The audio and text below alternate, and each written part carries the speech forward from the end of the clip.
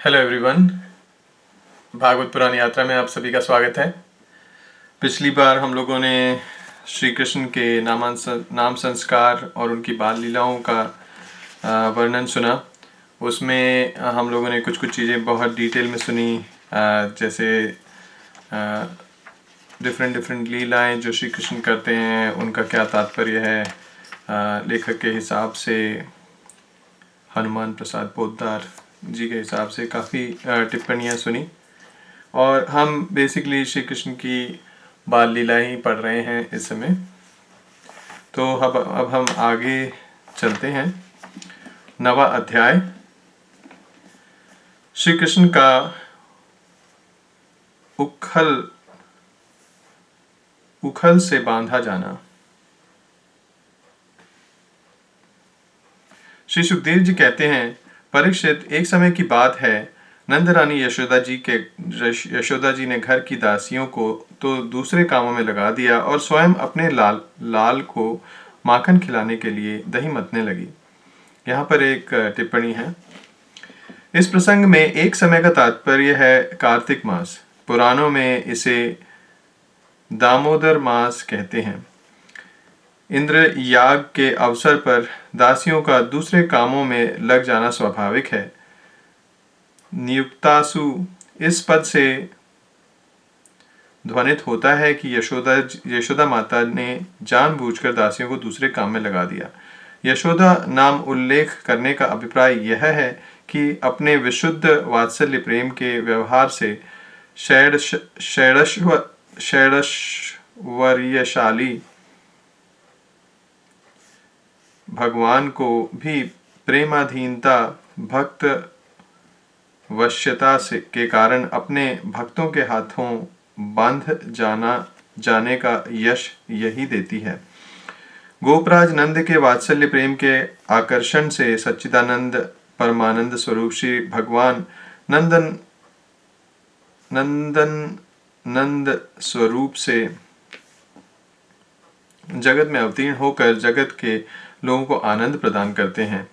जगत को इस अप्राकृत परमानंद का रसास्वादन कराने में नंद बाबा ही कारण है। उन नंद की गृहिणी होने से इन्हें नंद गेहिनी कहा जाता है। साथ ही नंद गेहिनी और स्वयं ये दो पद इस बात के सूचक हैं कि दधि मंथन कर्म उनके योग्य नहीं है। फिर भी पुत्र स्नेह की अधिकता से यह सोचकर कि मेरे लाल को मेरे हाथ का माखन ही भाता है, वे स्वयं ही दधी मथ रही हैं। अब आगे पढ़ता हूँ। मैंने तुमसे अब तक भगवान की जिन जिन बाल लीलाओं का वर्णन किया है, दधि मंथन के समय वे उन सब का स्मरण करती और गाती भी जाती थी। यहाँ पर एक और टिप्पणी है। इस श्लोक में भक्त के स्वरूप का निरूपण है। शरीर से दधि मंथन रूप सेवा कर्म हो रहा है, हृदय में स्मरण की धारा सतत प्रवाहित हो रही है, वाणी में बाल चरित्र का संगीत, भक्त के तन मन वचन सब अपने प्यारे की सेवा में संलग्न है। स्नेह अमूर्त पदार्थ हैं, वह सेवा के रूप में ही व्यक्त होता है। स्नेह के ही विलास विशेष हैं नृत्य और संगीत। यशोदा मैया के जीवन में इस समय राग और भोग दोनों ही प्रकट हैं। वे अपने स्थूल कटिभाग में सूत से बांधकर रेशमी लहंगा पहने हुई थी। उनके स्तनों में से पुत्र स्नेह की अधिकता से दूध चूता जा रहा था और वे कांप भी रही थी। नेति खींचते रहने से बाहें कुछ थक गई थी। हाथों के कंगन और कानों के कर्णफूल हिल रहे थे। मुंह पर पसीने की बूंद झलक रही थी। चोट में गुथी हुई मालती के सुंदर पुष्प गिरते जा रहे थे। सुंदर भौं वाली यशोदा इस प्रकार दही मथ रही थी। यहाँ पर एक और टिप्पणी है। कमरे में रेशमी लहंगा डोरी से कसकर बंधा हुआ है, अर्थात जीवन में आलस्य प्रमाद असावधानी नहीं है। सेवा कर्म में पूरी तत्परता है। रेशमी लहंगा इसलिए पहने हैं कि किसी प्रकार की अपवित्रता रह गई हो तो मेरे कन्हैया को कुछ हो जाएगा। माता के हृदय का रस स्नेह दूध स्तन से मुंह आ लगा है, चूचुआ रहा है, बाहर झांक रहा है। श्याम सुंदर आवे उनकी दृष्टि पहले मुझ पर पड़े और वे पहले माखन न खाकर मुझे ही पीवें, यही उनकी लालसा है। स्तन के कांपने का अर्थ यह है कि उसे डर भी है कि कहीं मुझे नहीं पिया तो। कंकण और कुंडल नाच नाच कर मैया को बांध दे रही हैं। यशोदा मैया के हाथों के कंकण इसलिए झंकार ध्वनि कर रहे हैं कि वे आज उन हाथों में रहकर धन्य हो रहे हैं कि जो हाथ भगवान की सेवा में लगे हैं। और कुंडल यशोदा मैया के मुख से लीला गान सुनकर परमानंद से हिलते हुए कानों की सफलता की सूचना दे रहे हैं।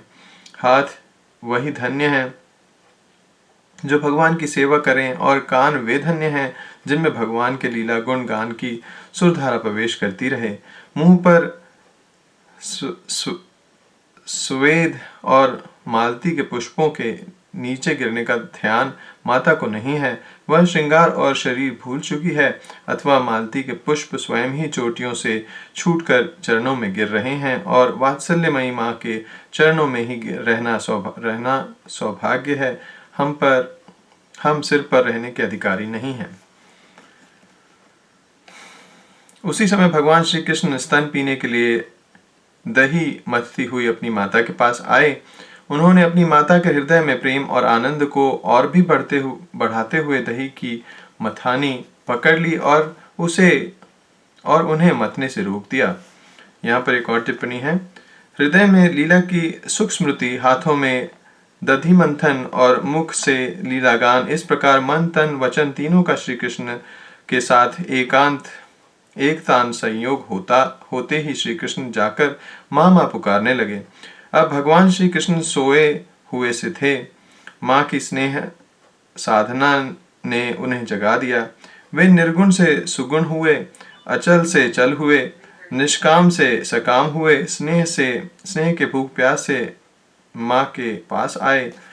क्या ही सुंदर नाम है स्तन्य काम।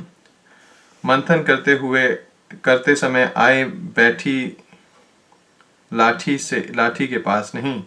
सर्वत्र भगवान साधन की प्रेरणा देते हैं, अपने ओर आकृष्ट करते हैं, परंतु मथानी पकड़कर मैया को रोक लिया। माँ, अब तेरी साधना पूर्ण हो गई, पृष्ठ पोषण करने से क्या लाभ। अब मैं तेरी साधना का इससे अधिक भार नहीं सह सकता। माँ प्रेम से दब गई, निहाल हो गई। मेरा लाल मुझे इतना चाहता है।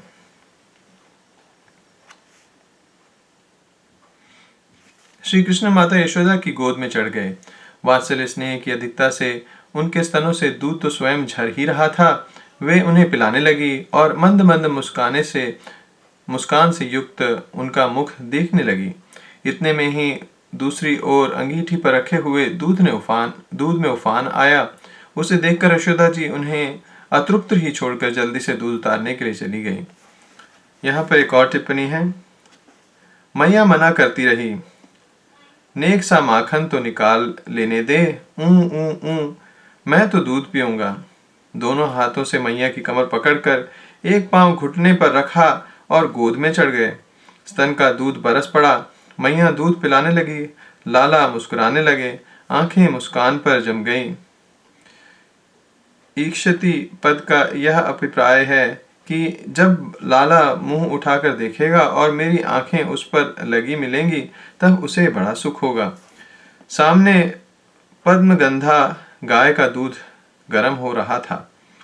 उसने सोचा, स्नेहमयी माँ यशोदा का दूध कभी कम ना होगा। श्याम सुंदरी की प्यास कभी बुझेगी नहीं। उनमें परस्पर होड़ लगी है। मैं बेचारा युग युग का जन्म जन्म का श्याम सुंदर के होठों का स्पर्श करने के लिए व्याकुल तप कर मर रहा हूं। अब इस जीवन से क्या लाभ जो श्री कृष्ण के काम न आवे। इससे अच्छा है उनकी आंखों के सामने आग में कूद पड़ना। मां के नेत्र पहुंच गए। दयाद्र मां को श्री कृष्ण का भी ध्यान न रहा। उन्हें एक ओर डालकर दौड़ पड़ी। भक्त भगवान को एक ओर रखकर भी दुखियों की रक्षा करते हैं। भगवान अतृप्त ही रह गए, क्यों भक्तों के हृदय रस से स्नेह से उन्हें कभी तृप्त, क्योंकि क्या भक्तों के हृदय रस से स्नेह से उन्हें कभी तृप्ति हो सकती है? उसी दिन से उनका नाम हुआ अतृप्त। इससे श्री कृष्ण को कुछ क्रोध आया, उनके लाल लाल होंठ फड़कने लगे। उन्हें दांतों से दबाकर श्री कृष्ण ने पास ही खड़े हुए लोढ़ से दही का मटका फोड़ फाड़ डाला, बनावटी आंसू आंखों में भर लिए और दूसरे घर में जाकर अकेले में बासी माखन खाने लगे। यहाँ पर एक टिप्पणी है, श्री कृष्ण के होठ फड़के, क्रोध होठों का स्पर्श पाकर कृतार्थ हो गए। लाल लाल होठ श्वेत श्वेत दूध की दंतुलियों से दबा दिए गए, मानो सत्वगुण रजोगुण पर शासन कर रहा हो, ब्राह्मण क्षत्रिय को शिक्षा दे रहे हों। वह क्रोध उतरा दधि मंथन के मटके पर, उसमें एक असुर आ बैठा था। दंभ ने कहा, काम क्रोध और अतृप्ति के बाद अब मेरी बारी है। वह आंसू बनाकर आंखों से छलक आया। श्री कृष्ण अपने भक्त जनों के प्रति अपनी ममता की धारा उड़ेलने के लिए क्या क्या भाव नहीं अपनाते। ये काम क्रोध लोभ और दंभ भी आज ब्रह्म संस्पर्श प्राप्त करने के धन्य हो गए। श्री कृष्ण घर में घुसकर बासी मक्खन गटकने लगे, मानो माँ को दिखा रहे हों कि मैं कितना भूखा हूँ। प्रेमी भक्तों के पुरुषार्थ भगवान नहीं है, भगवान की सेवा है। वे भगवान की सेवा के लिए भगवान का ही भी त्याग कर सकते हैं। मैया के अपने हाथों दुहा हुआ यह पद्मगंधा गायों का दूध श्री कृष्ण के लिए ही गर्म हो रहा था। थोड़ी देर के बाद ही उसे पिलाना था। दूध उफन जाएगा तो मेरा लाल भूखे रहेंगे, रोएंगे। इसीलिए माता ने उन्हें नीचे उतारकर दूध को संभाला। यशोदा जी की औंटी एक दूध को उतारकर फिर मथने के घर में चली आई। यहाँ पर एक और टिप्पणी है, यशोदा माता दूध के पास पहुंची। प्रेम का अद्भुत दृश्य। पुत्र को गोद से उतारकर उसके पेय के प्रति इतनी प्रीति क्यों? अपनी छाती का दूध तो अपना है, वह कहीं जाता नहीं, परंतु सहस्त्रों छटी हुई गायों के दूध से पालित पद्मगंधा गाय का दूध फिर कहाँ मिलेगा? वृंदावन का दूध अप्राकृत चिन्मय प्रेम जगत का दूध माँ को आते देखकर शर्म से दब गया। अहो, आग में कूदने का संकल्प करके मैंने माँ के स्नेहानंद में कितना बड़ा विघ्न डाला, और माँ अपना आनंद छोड़कर मेरी रक्षा के लिए दौड़ कर आ रही हैं। मुझे धिक्कार है। दूध उफनना बंद हो गया और वह तत्काल अपने स्थान पर बैठ गया। यशोदा जी औंटे हुए दूध को उतारकर फिर मथने के घर में चली आई। वहां देखती हैं तो दही का मटका का मोरा टुकड़े टुकड़े हुआ पड़ा है। वे समझ गए कि यह सब मेरे लाला की ही करतूत है। साथ ही उन्हें वहां न देखकर यशोदा माता हंसने लगी। इधर उधर ढूंढने पर पता चला कि श्री कृष्ण एक उल्टे हुए उखल पर खड़े हैं और छीके पर का माखन ले लेकर बंदरों को खूब लुटा रहे हैं। उन्हें यह भी डर है कि कहीं मेरी चोरी खुल न जाए, इसलिए चौकन्ने होकर चारों ओर ताकते जाते हैं। यह देखकर यशोदा रानी पीछे से धीरे धीरे उनके पास जा पहुंची। यहाँ पर एक टिप्पणी है, माँ तुम अपनी गोद में नहीं बैठाओगी तो मैं किसी खल की गोद में जा बैठूंगा। यही सोचकर मानो श्री कृष्ण उल्टे उखल के ऊपर जा बैठे। उदार पुरुष भले ही खलों की संगति में जा बैठे, परंतु उनका शील स्वभाव बदलता नहीं है। उखल पर बैठकर भी वे बंदरों को माखन बांटने लगे। संभव है राम अवतार के प्रति जो कृतज्ञता का भाव उदय हुआ था, उसके कारण अथवा अभी अभी क्रोध आ गया था, उसका प्रायश्चित करने के लिए। श्री कृष्ण के नेत्र हैं चौर्य विषांकित, ध्यान करने योग्य। वैसे तो उनके ललित कलित छलित बलित चकित आदि अनेकों प्रकार के ध्येय नेत्र हैं, परंतु ये प्रेमी जनों के हृदय में गहरी चोट करते हैं। जब श्री कृष्ण ने देखा कि मेरी माँ हाथ में छड़ी लिए मेरी ओर आ रही है, तब वे झट से ओखली के ऊपर कूद पड़े और डरे हुए की भांति भागे। परीक्षित बड़े बड़े योगी तपस्या के द्वारा अपने मन को अत्यंत सूक्ष्म और शुद्ध बनाकर भी जिनमें प्रवेश नहीं कर पाने की बात तो दूर रही, उन्हीं भगवान के पीछे पीछे उन्हें पकड़ने के लिए यशोदा जी दौड़ी। यहाँ पर एक और टिप्पणी है। भीत होकर भागते हुए भगवान हैं, अपूर्व झांकी है। ऐश्वर्य को तो मानो मैया के वात्सल्य प्रेम पर निछावर करके वज्र के बाहर ही फेंक दिया गया है, व्रज के बाहर ही फेंक दिया है। कोई असुर अस्त्र शस्त्र लेकर आता तो सुदर्शन चक्र का स्मरण करते, मैया की छड़ी का निवारण करने के लिए कोई भी अस्त्र शस्त्र नहीं। भगवान की यह भयभीत मूर्ति कितनी मधुर है, धन्य है इस भय को।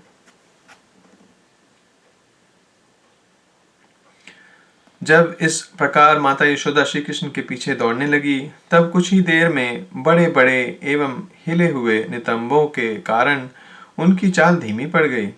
वेग से दौड़ने के कारण चोटी की गांठें ढीली पड़ गई।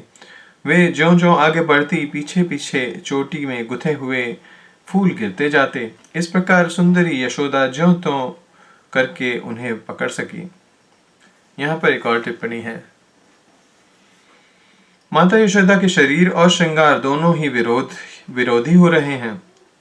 कुछ तुम प्यारे कन्हैया को क्यों खदेड़ रहे हो, परंतु मैया ने पकड़ कर ही छोड़ा। श्री कृष्ण का हाथ पकड़कर वे उन्हें डराने धमकाने लगी। इस समय श्री कृष्ण की झांकी बड़ी विलक्षण हो रही थी। अपराध तो किया ही था, इसीलिए रुलाई रोकने पर भी न रुकती थी। हाथों से आंखें मल रहे थे, इसलिए मुंह पर काजल की स्याही फैल गई थी। पिटने के भय से आंखें ऊपर की ओर उठ गई थी, उनमें व्याकुलता सूचित होती थी। यहाँ पर एक और टिप्पणी है। विश्व के इतिहास में भगवान के संपूर्ण जीवन में पहली बार स्वयं विश्वेश्वर भगवान माँ के सामने अपराध बनकर खड़े हुए हैं, मानो अपराधी भी मैं ही हूँ। इस सत्य का प्रत्यक्ष करा दिया। बाएं हाथ से दोनों आंखें रगड़ रगड़ कर मानो उनसे कहलाना चाहते हैं कि ये किसी कर्म के कर्ता नहीं हैं। ऊपर इसलिए देख रहे हैं कि जब माता ही पीटने के लिए तैयार है, तब मेरी सहायता और कौन कर सकता है। नेत्र भय से विहल हो रहे हैं। ये भले ही कह दें कि मैंने नहीं किया, हम कैसे कहें, फिर तो लीला ही बंद हो जाएगी। माँ ने डांटा, अरे अशांत प्रकृते वानर बंधो मंथनी स्फोटक, अब तुझे मक्खन कहाँ से मिलेगा। आज मैं तुझे ऐसा बांधूंगी कि ना तो तू ग्वाल बालों के साथ खेल ही सकेगा और न माखन चोरी आदि उधम ही मचा सकेगा।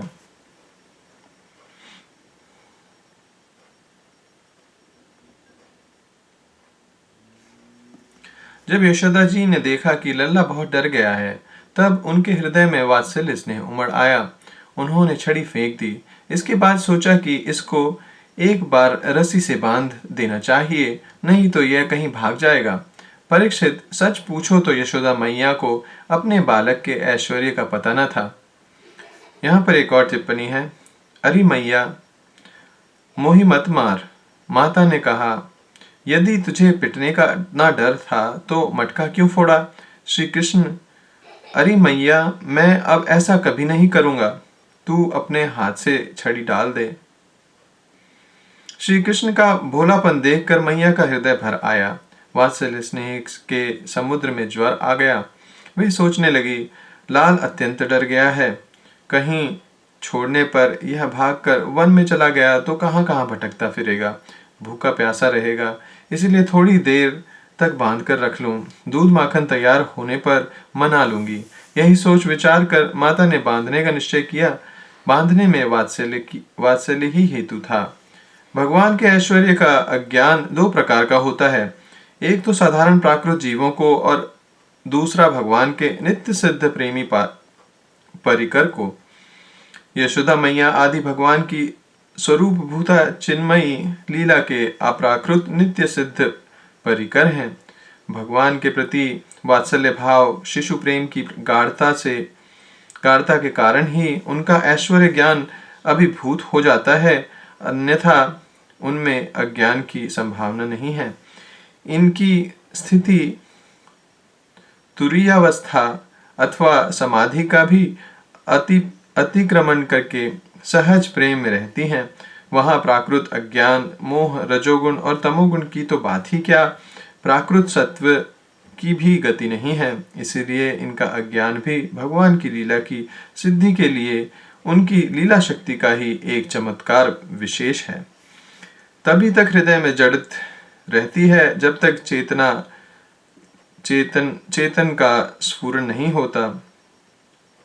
श्री कृष्ण के हाथ में आ जाने पर यशोदा माता ने बांस की छड़ी फेंक दी। यह सर्वथा स्वाभाविक है। मेरी तृप्ति का प्रयत्न छोड़कर छोटी छोटी मोटी वस्तु पर दृष्टि डालना केवल अर्थ हानि का ही हेतु नहीं है, मुझे भी आंखों से ओझल कर देती है। परंतु यह सब छोड़कर मेरे पीछे दौड़ना मेरी प्राप्ति का हेतु है।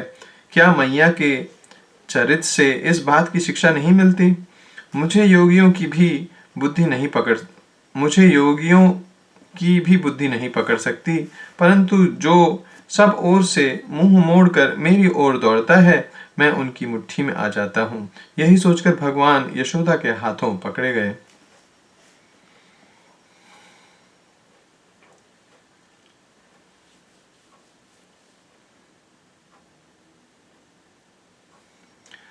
यही नहीं, जो समस्त इंद्रियों के परे और अव्यक्त हैं, उन्हीं भगवान को मनुष्य का सा रूप धारण करने के कारण पुत्र समझकर यशोदा रानी रस्सी से उखल में ठीक वैसे ही बांध देती हैं जैसे कोई साधारण सा बालक हो।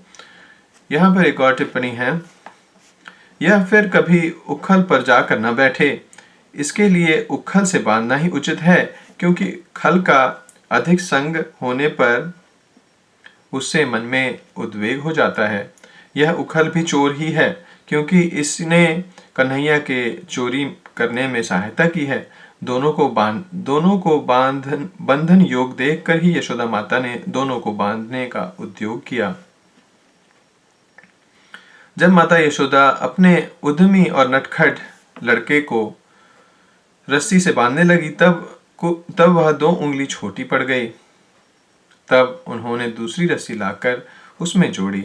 यहाँ पर एक और टिप्पणी है, यशोदा माता ज्यों अपने स्नेह ममता और आदि गुणों सद्गुणों या रस्सियों से श्री कृष्ण का पेट भरने लगी, त्यों अपनी नित्य मुक्ता स्वतंत्रता आदि सद्गुणों से भगवान अपने स्वरूप को प्रकट करने लगे। जब वह भी छोटी हो गई, तब उसके साथ और जोड़ी। इस प्रकार वे ज्यों रस्सी लाती और जोड़ती गई, त्यों जुड़ने पर भी वे 2 उंगल छोटी पड़ती गई। यहाँ पर 2 टिप्पणियां हैं। नंबर 3 का संस्कृत साहित्य में गुण शब्द के अनेक अर्थ हैं। सद्गुण, सत्व, आदि गुण और रस्सी। सत्व, रज आदि गुण भी अखिल ब्रह्मांड नायक त्रिलोकीनाथ भगवान का स्पर्श नहीं कर सकते।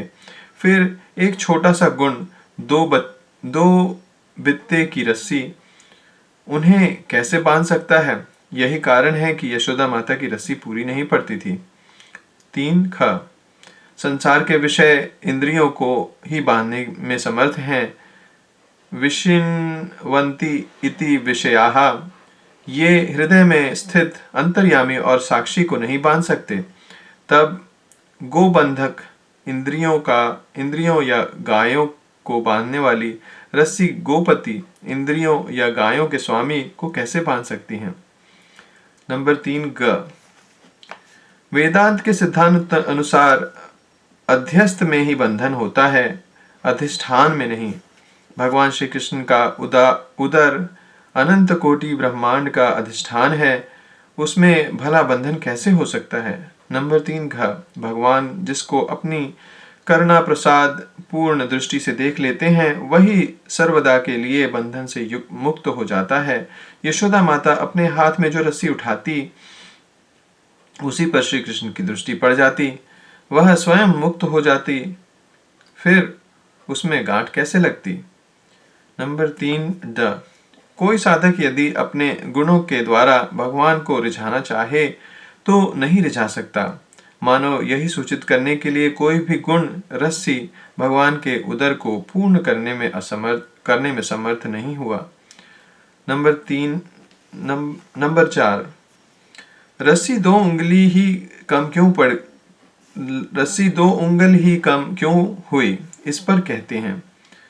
4 क भगवान ने सोचा कि जब मैं शुद्ध हृदय भक्त जनों को दर्शन देता हूं तब मेरे साथ एकमात्र सत्व गुण से ही संबंधी की स्फूर्ति होती है, रज और तम से नहीं।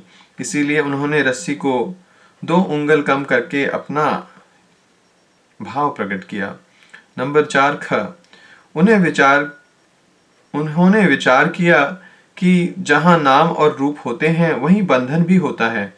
मुझ परमात्मा में बंधन की कल्पना कैसे, जबकि ये दोनों ही नहीं 2 उंगली की कमी का यही रहस्य है। नंबर 4 ग 2 वृक्षों का उद्धार करना है, यही क्रिया सूचित करने के लिए रस्सी 2 उंगल कम पड़ गई। नंबर 4 घ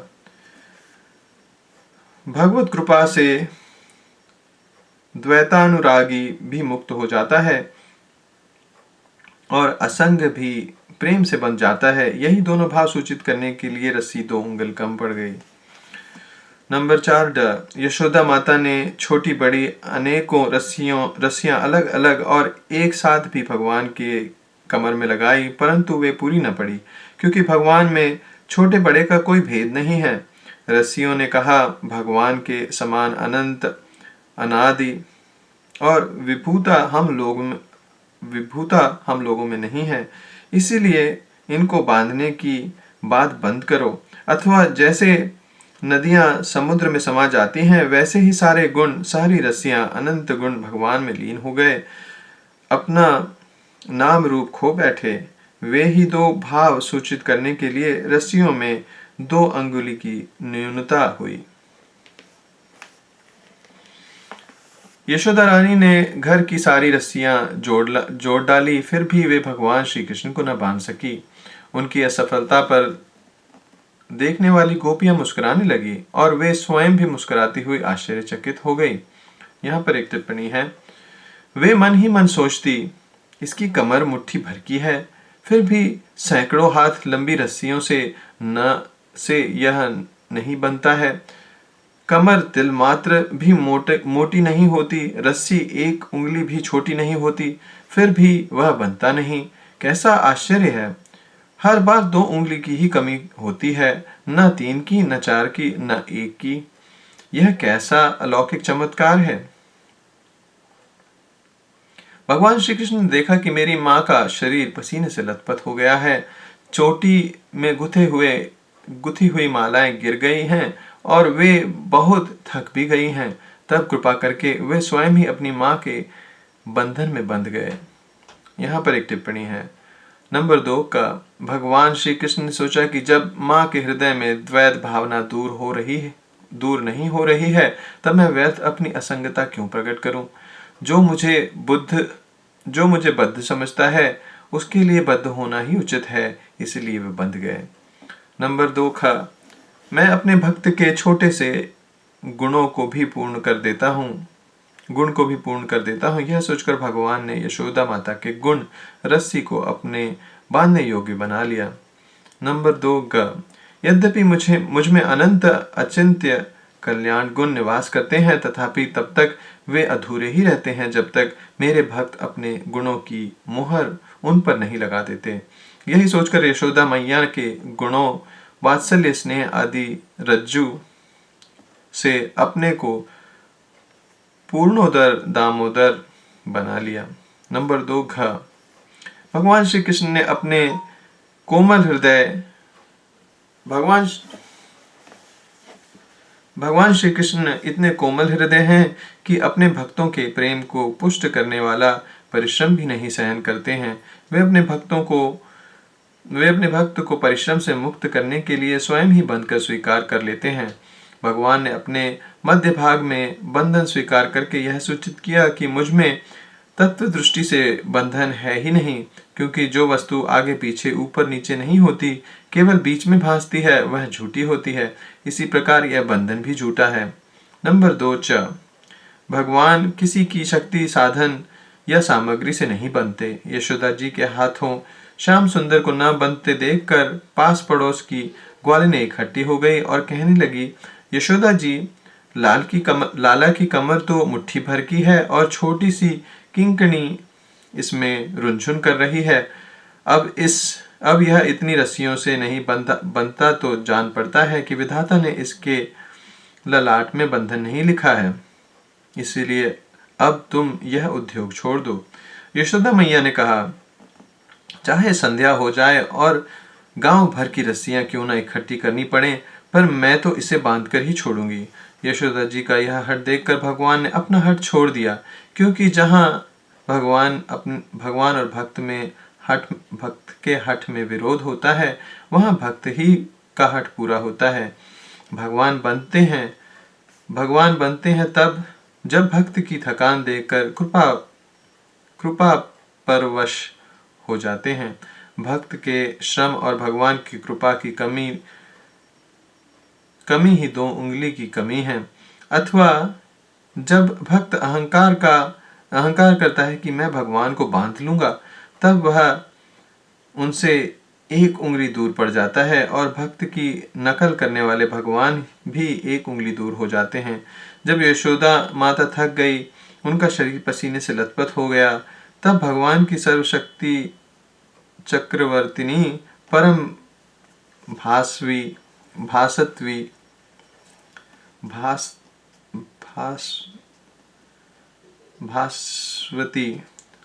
भास्वती भगवती कृपा शक्ति ने भगवान के हृदय को माखन के समान द्रवित कर दिया और स्वयं प्रकट होकर उसने भगवान की सत्य संकल्पितता और विभुता को अंतर्हित कर दिया। इससे भगवान बंध गए।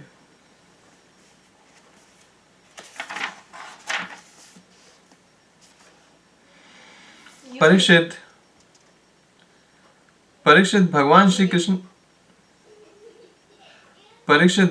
कृष्ण परम स्वतंत्र हैं। ब्रह्म, इंद्र आदि के साथ यह संपूर्ण जगत उनके वश में है।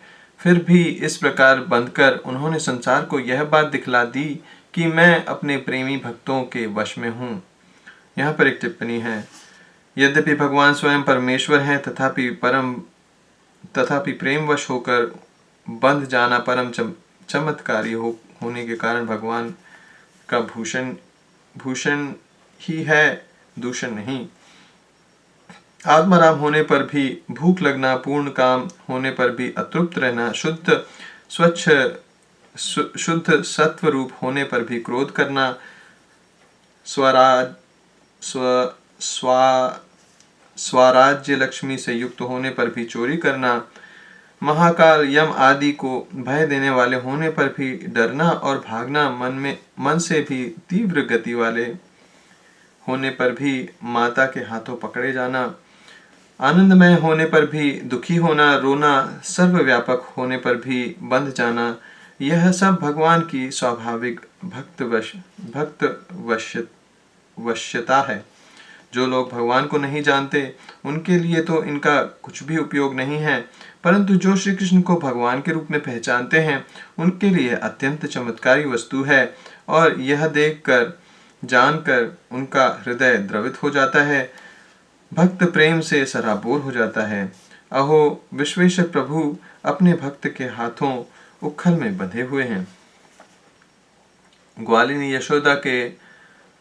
यशोदा ने मुक्तिदाता मुकुंद से जो कुछ अनिर्वचनीय कृपा प्रसाद प्राप्त किया, वह प्रसाद ब्रह्मपुत्र होने पर भी, शंकर आत्मा होने पर भी और वृक्ष स्थल पर विराजमान लक्ष्मी अर्धांगिनी होने पर भी न पा सके।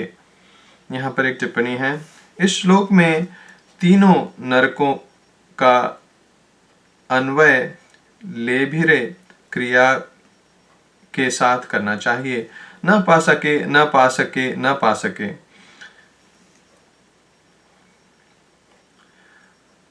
यह गोपिका नंदन भगवान अनन्य प्रेमी भक्तों के लिए जितने सुलभ हैं, उतने ही देहाभिमानी कर्मकांडी एवं तपस्वियों को तथा अपने स्वरूपभूत ज्ञानियों के लिए भी नहीं है।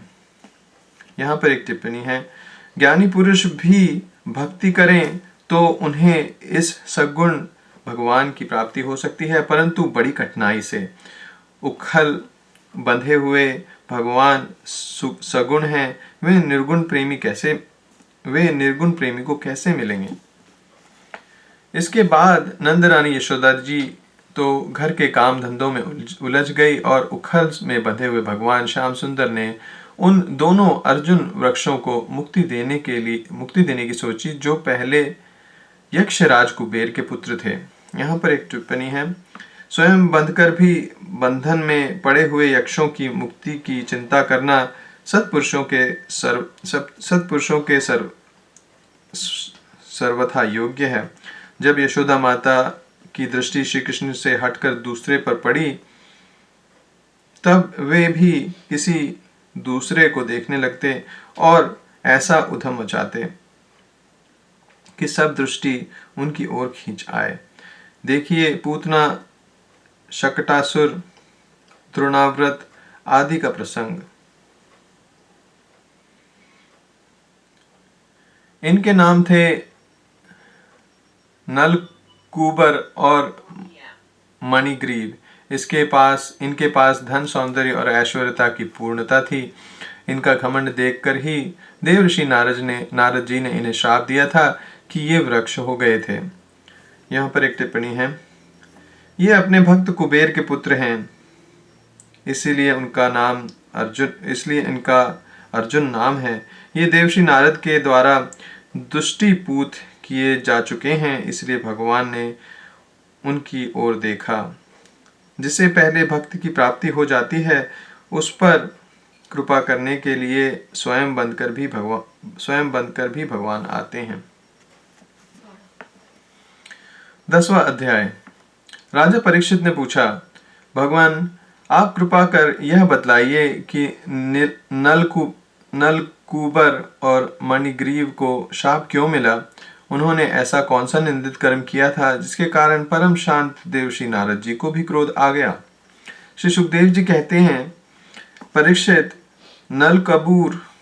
नलकूबर और मणिग्रीव ये दोनों एक तो धनाध्यक्ष कुबेर के लाडले लड़के थे और दूसरे इनकी गिनती हो गई रुद्र भगवान के अनुचरों में। इससे इनका घमंड बढ़ गया। एक दिन वे दोनों मंदाकिनी के तट पर कैलाश के रमणीय उपवन में वारुणी मदिरा पीकर मदोन्मत्त हो गए थे। नशे के कारण उनकी आंखें घूम रही थी। बहुत सी स्त्रियां उनके साथ गा बजा रही थी और वे पुष्पों से लदे हुए वन में उनके साथ विहार कर रहे थे। उस समय गंगा जी में पांत के पांत कमल खिले हुए थे। वे स्त्रियों के साथ जल के भीतर घुस गए और हाथियों का जोड़ा हथनियों के साथ जल क्रीड़ा कर रहा हो, वैसे ही वे सब युवतियों के साथ तरह तरह की क्रीड़ा करने लगे। परीक्षित, संयोगवश उधर से परम समर्थ देवर्षि नारद जी आ निकले। उन्होंने उन यक्ष युवकों को देखा और समझ लिया कि ये सब इस समय मतवाले हो रहे हैं। देवर्षि नारद को देखकर वस्त्रहीन अप्सराएं लजा गई। शाप के डर से उन्होंने अपने अपने कपड़े झटपट पहन लिए, परंतु इन यक्षों ने कपड़े नहीं पहने। जब देवर्षि नारद ने देखा कि ये देवताओं के पुत्र होकर श्रीमद में अंधे और मदिरापान करके उन्मत्त हो रहे हैं, तब उन्होंने उन पर अनुग्रह करने के लिए शाप देते हुए यह कहा। यहाँ पर एक टिप्पणी है, देवर्षि नारद के शाप देने में दो हेतु हैं। एक तो अनुग्रह, उनके मद का नाश करना, और दूसरा अर्थ श्री कृष्ण प्राप्ति। ऐसा प्रतीत होता है कि त्रिकालदर्शी देवर्षि नारद ने अपने ज्ञान दृष्टि से यह जान लिया कि इन पर भगवान का अनुग्रह होने वाला है। इसी से उन्हें भगवान का भावी कृपा पात्र समझकर ही उन्हें उनके साथ छेड़छाड़ की। नारद जी ने कहा, जो लोग अपने प्रिय विषयों का सेवन करते हैं उनकी बुद्धि को सबसे बढ़कर नष्ट करने वाला है श्रीमद, धन संपत्ति का नाश। हिंसा आदि रजोगुणी कर्म और कुलीनता आदि अभिमान भी उससे बढ़कर बुद्धि भ्रंशक नहीं है, क्योंकि श्रीमद के साथ साथ तो स्त्री, जुआ और मदिरा भी आती है। ऐश्वर्यमद और श्रीमद से अंधे होकर अपनी इंद्रियों के वश में रहने वाले क्रूर पुरुष अपने नाशवान शरीर को जो तो अजर अमर मान बैठते हैं और अपने ही जैसे शरीर वाले पशुओं की हत्या करते हैं। जिस शरीर को भूदेव, नरदेव, देव आदि नामों से पुकारते हैं, उसकी अंत में क्या गति होती है? उसमें कीड़े पड़ जाएंगे, पक्षी खाकर उसे विष्ठा बना देंगे, या वह जलकर राख का ढेर बन जाएगा। उसी शरीर के लिए प्राणियों से द्रोह करने में मनुष्य अपना कौन सा स्वार्थ समझता है? ऐसा करने से तो उसे नरक की ही प्राप्ति होगी। बतलाओ तो सही, यह शरीर किसकी संपत्ति है? अन्न देकर पालने वाले की है या गर्भधान करने वाले पिता की? यह शरीर उसे 9 महीने पेट में रखने वाली माता का है, अथवा माता को भी पैदा करने वाले नाना का? जो बलवान पुरुष बलपूर्वक इससे काम करा लेता है उसका है, अथवा दान देकर खरीदने वाले का? चिता की धधकती आग में यह जल जाएगा, उसका है, अथवा जो कुत्ते सियार इसको चीथ कर खा जाने की आशा लगाए बैठे हैं उनका? यह शरीर एक साधारण सी वस्तु है, प्रकृति से पैदा हुआ है और उसी में समा जाएगा। ऐसी स्थिति में मूर्ख पशुओं के सिवा और कौन बुद्धिमान है जो अपना आत्मा मानकर दूसरों को कष्ट पहुंचाएगा, उसके प्राण लेगा। जो दुष्ट श्रीमद से अंधे हो रहे हैं, उनकी आंखों में ज्योति डालने के लिए दरिद्रता ही सबसे बड़ा अंजन है, क्योंकि दरिद्र यह देख सकता है कि दूसरे प्राणी भी मेरे ही जैसे हैं। जिसके शरीर में एक बार कांटा गड़ जाता है, वह नहीं चाहता कि किसी भी प्राणी को कांटा गड़ने की पीड़ा सहन करनी पड़े, क्योंकि उस पीड़ा और उसके द्वारा होने वाले विकारों से वह समझता है कि दूसरे को भी वैसी ही पीड़ा होती है। परंतु जिससे कभी कांटा गड़ा ही नहीं, वह उसकी पीड़ा का अनुमान नहीं कर सकता। दरिद्र में घमंड और हेकड़ी नहीं होती, वह सब तरह के मदों से बचा रहता है, बल्कि दैववश उसे जो कष्ट उठाना पड़ता है वह उसके लिए एक बहुत बड़ी तपस्या भी है।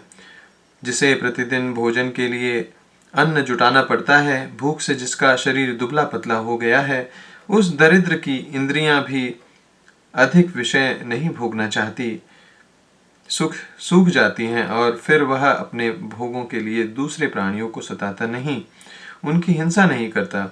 यद्यपि साधु पुरुष समदर्शी होते हैं, फिर भी उनका समागम दरिद्र के लिए ही सुलभ है, क्योंकि उसके भोग तो पहले से ही छूटे हुए हैं।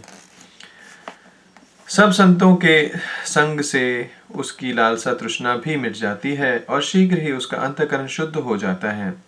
यहाँ पर एक टिप्पणी है, धनी पुरुषों में 3 दोष होते हैं, धन का अभिमान और धन की तृष्णा। दरिद्र पुरुषों में पहले 2 नहीं होते, केवल तीसरा दोष रहता है। इसलिए सत्पुरुषों के संग से धन की तृष्णा मिट जाने पर धनियों की अपेक्षा उनका शीघ्र कल्याण हो जाता है। जिन महात्माओं के चित्त में सबके लिए समता है, जो केवल भगवान के चरणारविंदों का मकरंद रस पीने के लिए सदा उत्सुक रहते हैं, उन्हें दुर्गुणों के खजाने अथवा दुराचारियों की जीविका चलाने और धन के मद से मतवाले दुष्टों की क्या आवश्यकता है। वे तो उनकी उपेक्षा के ही पात्र हैं। यहाँ पर एक टिप्पणी है, धन स्वयं एक दोष है।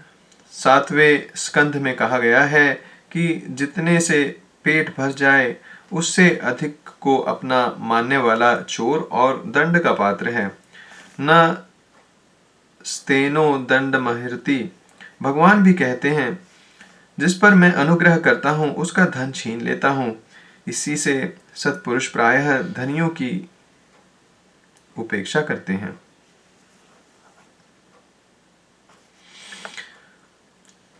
ये दोनों यक्ष वारुणी मदिरा का पान करके मतवाले और सीमत से अंधे हो रहे थे। अपनी इंद्रियों के अधीन रहने वाले इन स्त्री लंपट यक्षों का अज्ञान जनित मद मैं चूर चूर कर दूंगा।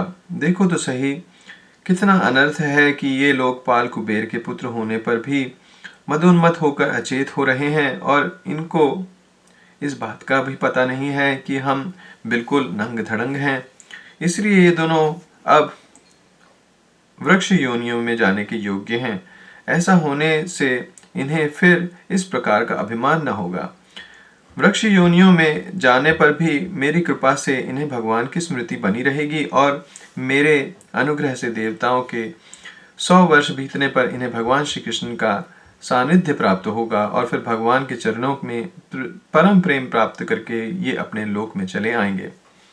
श्री सुखदेव जी कहते हैं, देवर्षि नारद इस प्रकार कहकर भगवान नर नारायण के आश्रम पर चले गए। यहाँ पर एक टिप्पणी है, नंबर 3 का शाप वरदान से तपस्या क्षीण होती है। नलकूबर मणिग्रीव को शाप देने के पश्चात नर नारायण आश्रम की यात्रा करने का यह अभिप्राय है कि फिर से तप संचय कर लिया जाए। नंबर 3 खा, मैंने यक्षों पर जो अनुग्रह किया है वह बिना तपस्या के पूर्ण नहीं हो सकता, इसीलिए। नंबर 3 ग, अपने आराध्य देव एवं गुरुदेव नारायण के सम्मुख अपना कृत्य निवेदन करने के लिए। नंबर 3, अच्छा यहाँ खत्म हो गया।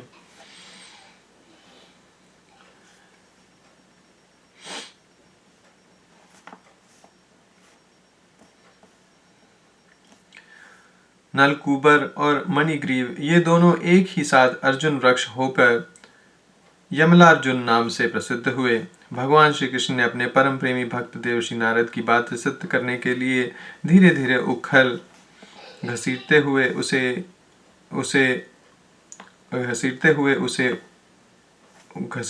उस ओर प्रस्थान किया जिधर यमलार्जुन वृक्ष थे। भगवान ने सोचा कि देवर्षि नारद मेरे अत्यंत प्यारे हैं और वे दोनों भी मेरे भक्त कुबेर के लड़के हैं, इसलिए महात्मा नारद ने जो कुछ कहा है उसे मैं ठीक रूप से पूरा करूंगा। यहाँ पर एक टिप्पणी है, भगवान श्री कृष्ण अपनी कृपा दृष्टि से उन्हें मुक्त कर सकते थे, परंतु वृक्षों के पास जाने का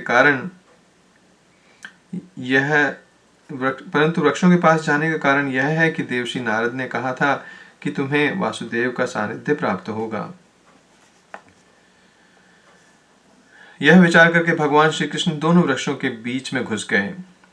यहाँ पर एक और टिप्पणी है, वृक्षों के बीच में जाने का आशय यह है कि भगवान जिसके अंतर्देश में प्रवेश करते हैं उसके जीवन में क्लेश का लेश भी नहीं रहता। भीतर प्रवेश किए बिना दोनों का एक साथ उद्धार भी कैसे होता।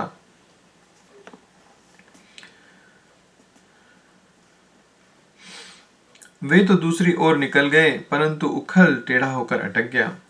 दामोदर भगवान श्री कृष्ण की कमर में रस्सी कसी हुई थी। उन्होंने अपने पीछे लुढ़कते हुए उखल को ज्यों ही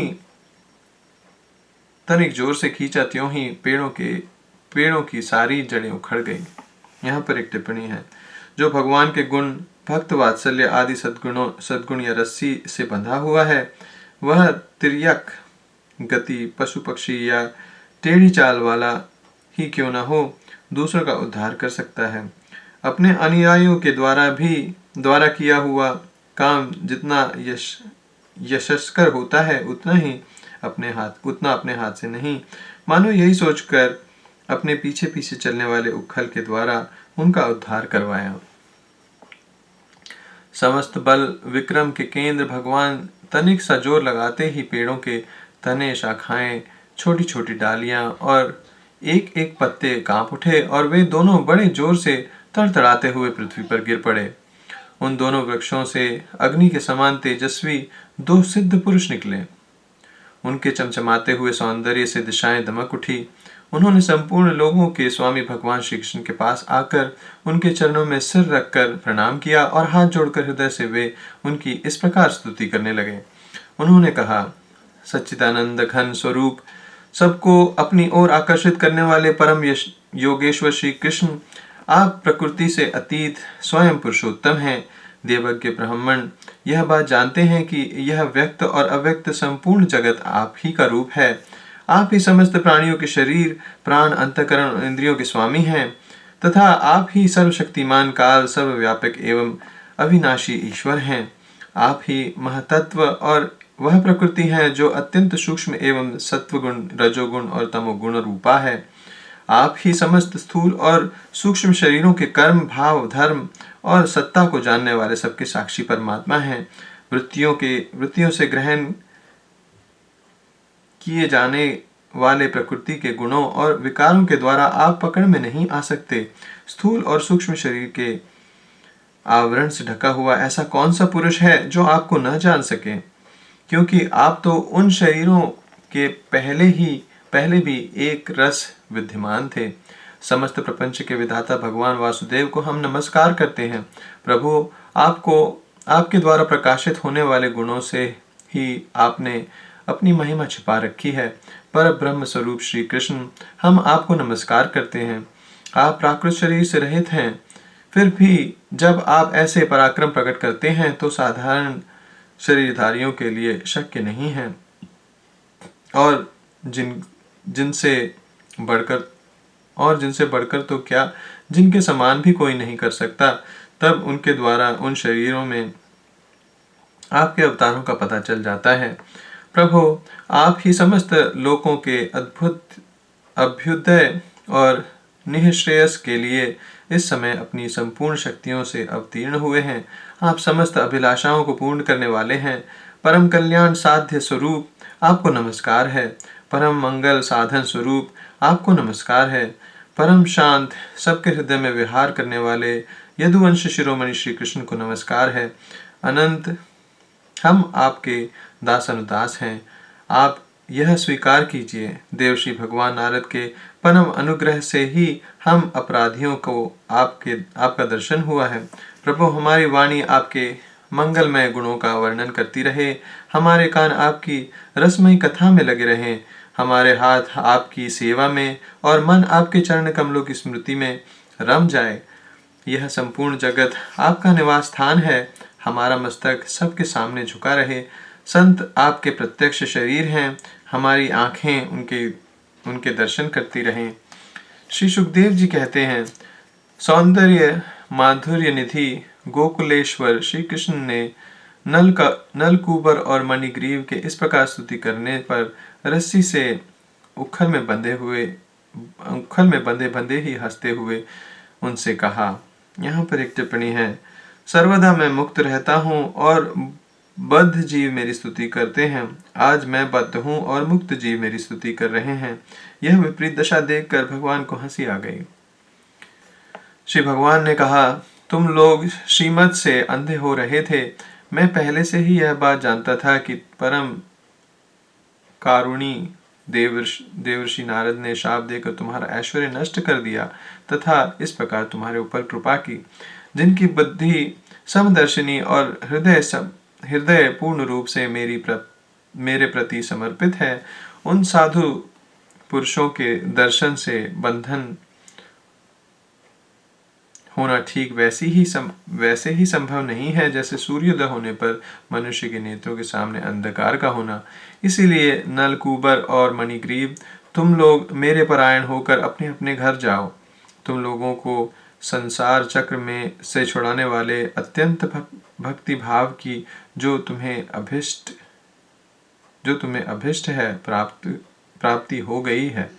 श्री सुखदेव जी कहते हैं, जब भगवान ने इस प्रकार कहा तब उन दोनों ने उनकी परिक्रमा की और बार बार प्रणाम किया। इसके बाद उखल में बंधे हुए सर्वेश्वर की आज्ञा प्राप्त करके उन लोगों ने उत्तर दिशा की यात्रा की। यहाँ पर एक टिप्पणी है, यक्षों ने विचार किया कि जब तक यह सगुण रस्सी में बंधे हुए हैं तभी तक हमें इनके दर्शन हो रहे हैं। निर्गुण को तो मन से सोचा भी नहीं जा सकता, इसीलिए भगवान के बंधे रहते ही वे चले गए। स्वसत्यस्तु उलखल सर्वदा श्री कृष्ण गुणशाली एव भूयाः। उखल, तुम्हारा कल्याण हो, तुम सदा श्री कृष्ण के गुणों से बंधे रहो। ऐसा उखल को आशीर्वाद देकर यक्ष वहां से चले गए।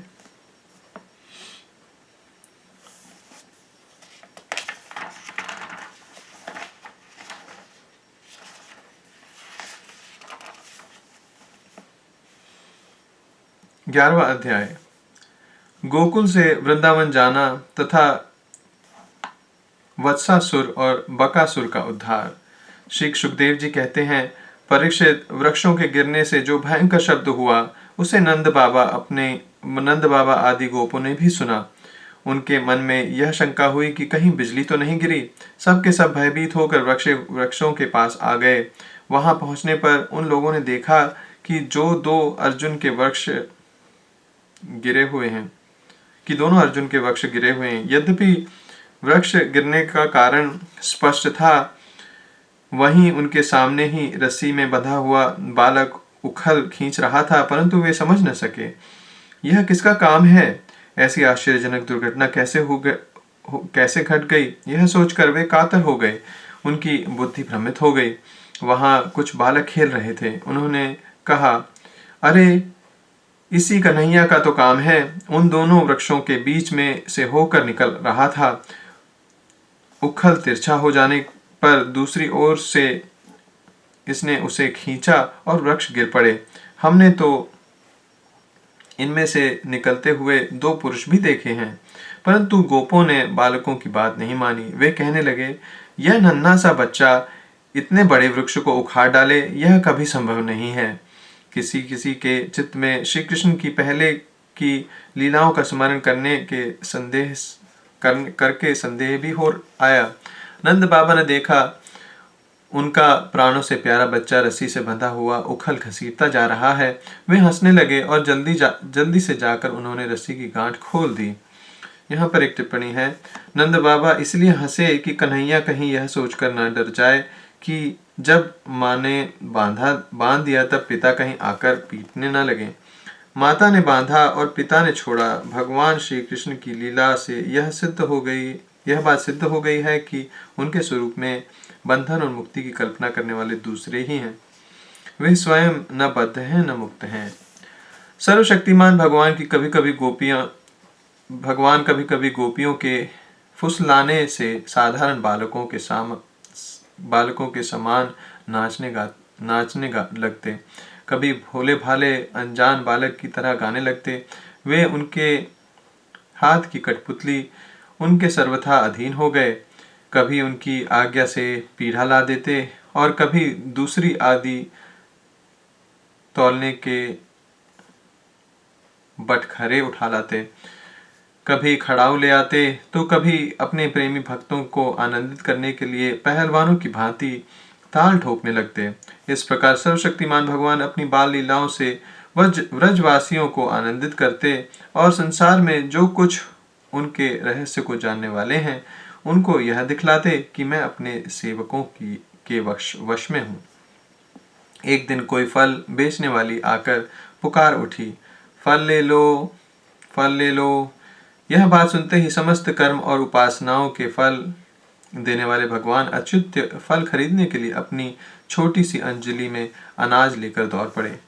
उनकी अंजलि से अनाज तो रास्ते में ही बिखर गया, पर फल बेचने वाली ने उनके दोनों हाथों में फल भर दिए। इधर भगवान ने भी उसकी फल रखने वाली टोकरी रत्नों से भर डाली। तदंतर एक दिन यमलार्जुन वृक्ष को तोड़ने वाले श्री कृष्ण और बलराम बालकों के साथ खेलते खेलते यमुना तट पर चले गए और खेल में ही रम गए। तब रोहिणी देवी ने उन्हें पुकारा, ओ कृष्ण, ओ बलराम, जल्दी आओ। परंतु रोहिणी के पुकारने पर भी वे नहीं आए, क्योंकि उनका मन खेलने में लगा हुआ था। जब बुलाने पर भी वे दोनों बालक नहीं आए, तब रोहिणी जी ने वात्सल्य स्नेहमयी यशोदा जी को भेजा। श्री कृष्ण और बलराम ग्वाल बालों के साथ बहुत देर से खेल रहे थे। यशोदा जी ने जाकर उन्हें पुकारा। उस समय पुत्र के प्रति वात्सल्य स्नेह के कारण उनके स्तनों में से दूध चूचुआ रहा था। वे जोर जोर से पुकारने लगी, मेरे प्यारे कन्हैया, ओ कृष्ण, कमल नयन, श्याम सुंदर बेटा, आओ अपनी माँ का दूध पी लो। खेलते खेलते थक गए होगे, अब बस करो। देखो तो सही, तुम भूख से दुबले हो रहे हो। मेरे प्यारे बेटा राम, तुम तो समूचे कुल को आनंद देने वाले हो। अपने छोटे भाई को लेकर जल्दी से आ तो जाओ। देखो भाई, आज तुमने बहुत सवेरे कलेऊ किया था, अब तो तुम्हें कुछ खा लेना चाहिए। बेटा बलराम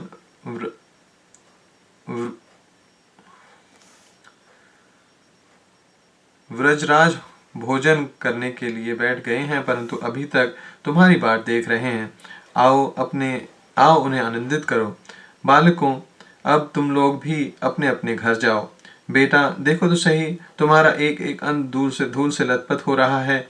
आओ जल्दी से स्नान कर लो। आज तुम्हारा जन्म नक्षत्र है। पवित्र होकर ब्राह्मणों को गोदान करो। देखो देखो, तुम्हारे साथियों और उनकी माताओं ने नहला धुला कर माजी पहुंचकर कैसे सुंदर सुंदर गहने पहना दिए हैं। अब तुम भी नहा धोकर, खा पी कर, पहन ओढ़कर तब खेलना। परीक्षित माता यशोदा का संपूर्ण मन प्राण प्रेम बंधन से बंधा हुआ था। वे चराचर जगत के शिरोमणि भगवान को अपना पुत्र समझती थी और इस प्रकार कहकर एक हाथ से बलराम तथा दूसरे हाथ से श्री कृष्ण को पकड़कर अपने घर ले आए। इसके बाद उन्होंने पुत्र के मंगल के लिए जो कुछ करना था वह बड़े प्रेम से किया। जब नंद बाबा आदि बड़े बूढ़े गोपों ने देखा कि महावन में तो बड़े बड़े उत्पात होने लगे हैं, तब वे लोग इकट्ठा होकर अब व्रजवासियों को क्या करना चाहिए इस विषय पर विचार करने लगे। उनमें से एक गोप का नाम था उपनंद। वे अवस्था में तो बड़े थे ही, ज्ञान में भी बड़े थे। उन्हें इस बात का पता था कि किस समय, किस स्थान पर, किस वस्तु से कैसा व्यवहार करना चाहिए। साथ ही वे यह भी चाहते थे कि राम और श्याम सुखी रहें, उन पर कोई विपत्ति न आवे। उन्होंने कहा, भाइयों, अब यहाँ ऐसे बड़े बड़े उत्पात होने लगे हैं जो बच्चों के लिए बहुत ही अनिष्टकारी हैं। इसलिए यदि हम लोग गोकुल और गोकुलवासियों का भला चाहते हैं तो हमें यहाँ से अपना डेरा डंडा उठाकर कूच कर देना चाहिए। देखो, यह सामने बैठा हुआ नंद राय का लाडला सबसे पहले तो बच्चों के लिए काल स्वरूपिणी हत्यारी पूतना के चंगुल से किस प्रकार छूटा। इसके बाद भगवान की दूसरी कृपा यह हुई कि इसके ऊपर उतना बड़ा छिकड़ा गिरते गिरते बचा। बवंडर रूपधारी दैत्य ने तो इसे आकाश में ले जाकर बड़ी भारी विपत्ति मृत्यु के मुख में डाल दिया था, परंतु वहां से जब वह चट्टान पर गिरा, तब भी हमारे कुल के देवेश्वरों ने ही इस बालक की रक्षा की। यमलार्जुन वृक्ष के गिरने के समय उनके बीच में आकर भी या और कोई बालक न मरा। इससे भी यही समझना चाहिए कि भगवान ने हमारी रक्षा की है। इसीलिए जब तक कोई बहुत बड़ा अनिष्टकारी अरिष्ट हमें और हमारे व्रज को नष्ट न कर दे, तब तक ही हम लोग अपने बच्चों को लेकर अनुचरों के साथ यहाँ से अन्यत्र चले चलें। वृंदावन नामक एक वन है, उसमें छोटे छोटे और भी बहुत से नए नए हरे भरे वन हैं। वहाँ बड़ा ही पवित्र पर्वत, घास और हरी भरी लता वनस्पतियाँ हैं। हमारे पशुओं के लिए तो वह बहुत ही हितकारी है। गोप गोपी और गायों के लिए वह केवल सुविधा का ही नहीं, सेवन करने योग्य स्थान भी है। सो यदि तुम लोगों को यह बात जचती हो तो आज ही हम लोग वहाँ के लिए कूच कर दें, देर न करें। गाड़ी छकड़े जोतें और पहले गायों को जो हमारी एकमात्र संपत्ति है वहां भेज दें। उपनंद की बात सुनकर सभी गोपों ने एक स्वर में कहा, बहुत ठीक, बहुत ठीक। सब विषयों में किसी का भी इस विषय में किसी का भी मतभेद न था।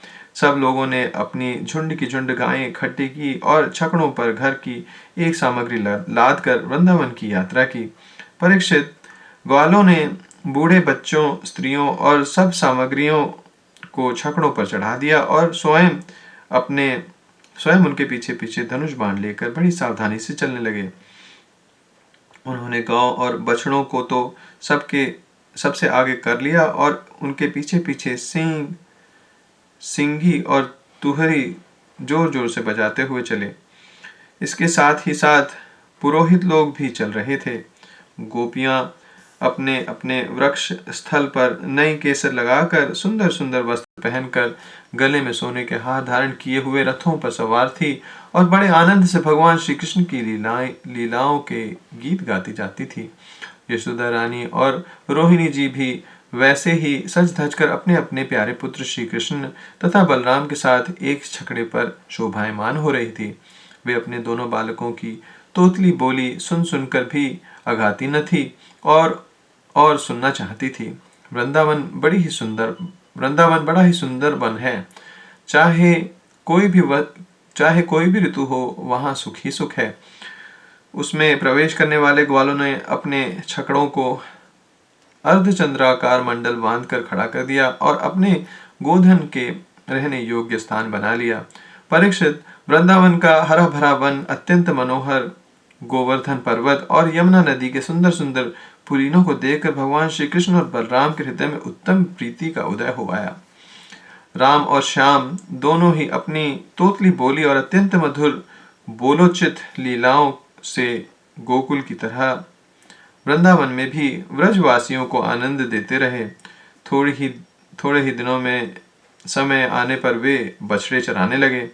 दूसरे ग्वाल बालों के साथ खेलने के लिए बहुत सी सामग्री लेकर वे घर से निकल पड़ते और गोष्ठ गायों के रहने के स्थान के पास ही अपने बछड़ों को चराते।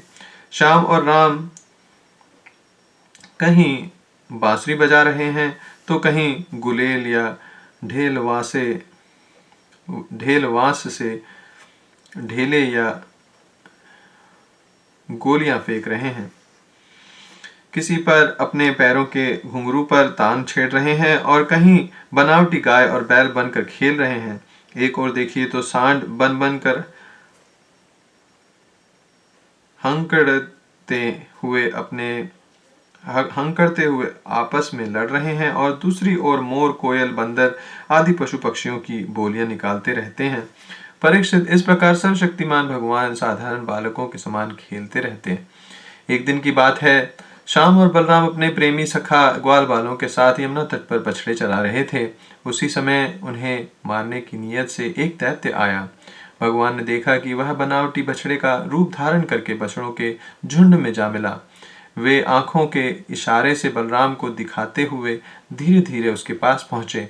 उस समय ऐसा जान पड़ता था मानो वे दैत्य को तो पहचानते नहीं हैं और उस हट्टे कट्टे सुंदर बछड़े पर मुग्ध हो गए हैं।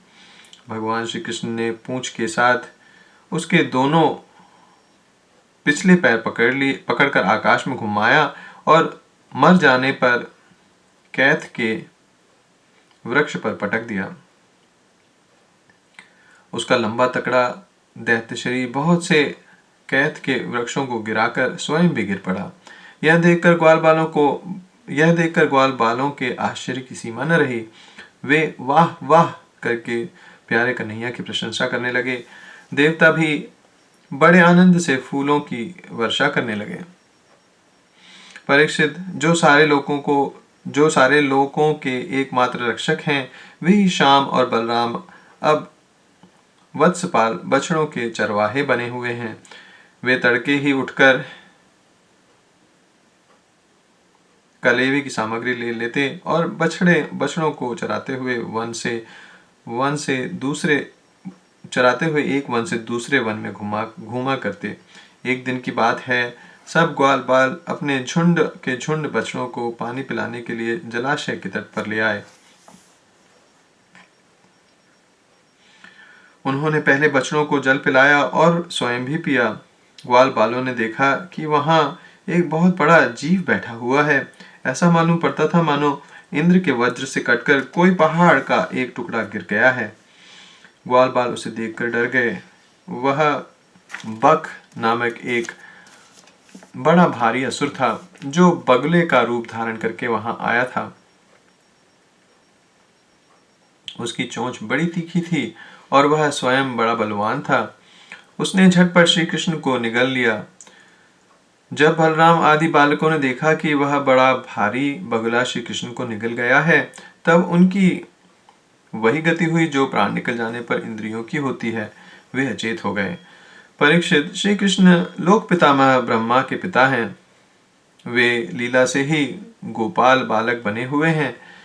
जब वे बगले के तालू के नीचे पहुंचे, तब वे आग के समान उसका तालू जलाने लगे। अतः उस दैत्य ने श्री कृष्ण के शरीर पर बिना किसी प्रकार का घाव किए ही झटपट उन्हें उगल दिया और फिर बड़े क्रोध से अपनी कठोर चोंच से उन पर चोट करने के लिए टूट पड़ा।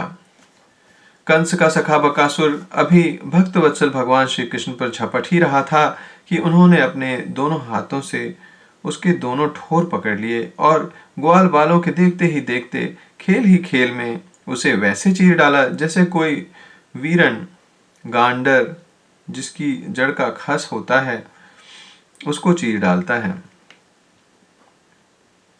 इससे देवताओं को बड़ा आनंद हुआ। सभी देवता भगवान श्री कृष्ण पर नंदनवन के बेला, चमेली आदि के फूल बरसाने लगे तथा नगारे, शंख आदि बजाकर एवं स्तोत्रों के द्वारा उनको प्रसन्न करने लगे।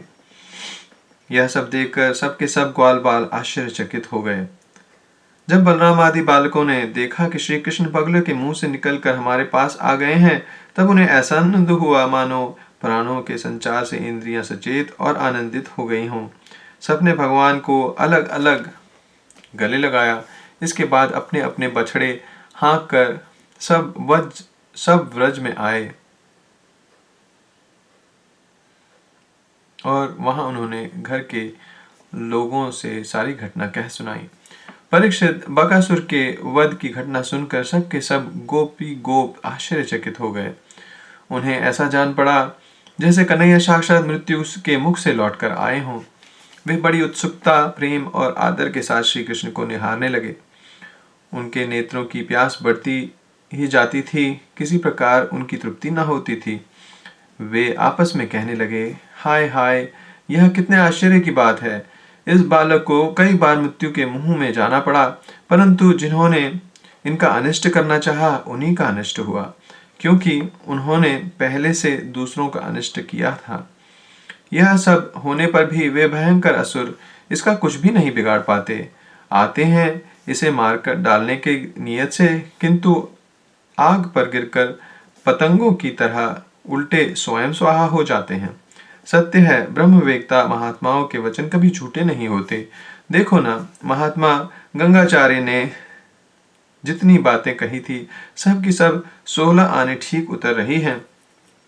नंद बाबा आदि गोपीगण इसी प्रकार बड़े आनंद से अपने श्याम और राम की बातें किया करते।